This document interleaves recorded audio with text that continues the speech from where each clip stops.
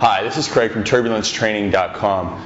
Today I want to do a little bit of a lesson on how to train your back at home with dumbbells. In a lot of my articles I talk about the importance of training your upper back because that's one of the hot zones for your metabolism, lots of muscle mass there, so you can really boost your metabolism by training that area. But a lot of people have problems training that area at home because they don't have access to a chin-up bar or they don't have access to an adjustable bar where they can do some inverted bodyweight rows, lying on the ground and rowing your body weight up. So that leaves us with the simple dumbbell and a bench and a ball or whatever else you have at home. But there are quite a few exercises that you can do to train your lats and your rhomboids and your scapular retractors and your posterior deltoids. So today we're going to go over a bunch of those exercises to hopefully give you some more variety to improve the training, improve your enjoyment of your training at home.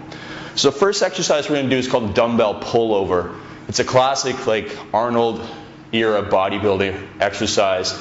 It's not my favorite exercise because of, when the stretch position, you're going to feel like you're pulling your arms out of your socket. So do be very conservative when you do this. But this exercise will train your chest, your abdominals, but we're trying to train our lats with this one.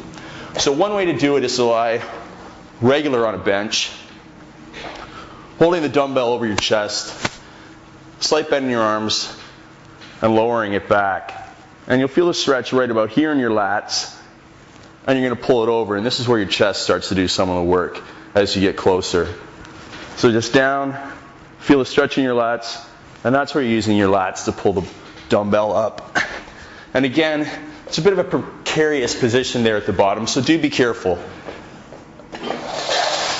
Another way to do this exercise is to lie crossways across the bench. It allows you more stretch in the lats at the bottom of the position. But again, obviously the more stretch also makes it a little bit more of a risky exercise. So again, be very careful, use very conservative weight when you're first trying this exercise. And we're just going to lie across the bench like this. I'm keeping my hips up and my glutes contracted and my abs braced. And you can lower the dumbbell again just like that. A little bit more stretch at the bottom position and up.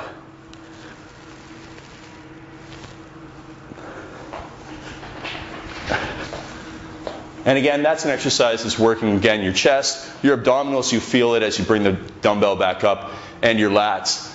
But again, those just don't compare to a chin-up or a pull-up. So the next exercise we're going to do is we're going to do some dumbbell rows. Using the bench, there's several variations that you can do. We're just going to start with the basic dumbbell row that's in a lot of my programs. Left hand on the bench, left knee on the bench, back leg slightly bent, butt back, abs braced, back flat, and rowing the dumbbell up from full extension up to your hip. Keeping the elbow close into the side in this version. And that's your basic dumbbell row. Now you can switch it up, still keeping your dumbbell row, but take your hand so that your palm is now facing towards your foot and your elbow out. So now we're doing an elbow out dumbbell row and changing the emphasis on the lats and the upper back a little bit. So it's variety. You're going to be a little bit weaker in this one with the elbow out and the palm facing towards the foot. Now using the left hand or the hand on the bench and the knee on the bench gives you great support and allows you to use the most weight possible in a dumbbell row. But you can also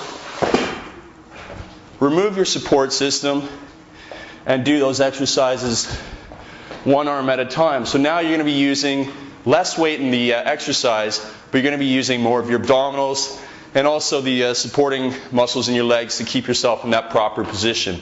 And you can just do your rows like that, of course, with the elbow out position as well. Or you can switch it up and use two dumbbells. If you don't have a barbell at home, you can still do two different types of double arm rowing, bent over rowing, so you can do it with the elbows in. You're going to be a little bit stronger in this one. Or this one, this position with the elbows out and hands over, makes it look like you're doing barbell rowing. Once you go with that hand out, or hand facing your feet, elbow out, you start to work your posterior delts a little bit more.